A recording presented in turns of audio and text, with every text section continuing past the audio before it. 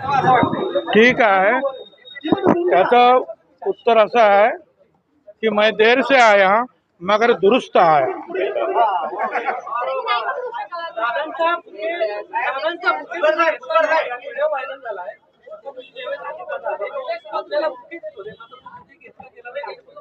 काय काय बोलतो तो समजून काय? अजित दादा बुके देत होते तुम्हाला शपथविधीनंतर, तुम्ही घेतला नाही, तो व्हिडिओ व्हायरल होतोय असं। अरे घेतला तर अरे अरे अजित दादा आमच्या पक्षाचे अध्यक्ष आहे, त्यांनी जो निर्णय घेतला त्यामुळे तर मी मंत्रिमंडळात आलो। त्यामुळे मी अजित दादा, त्याच्यानंतर तटकरे, आमचे प्रफुल्ल पटेल आणि संपूर्ण राष्ट्रवादी पक्षाचा मी अतिशय मनापासून आभारी आहे।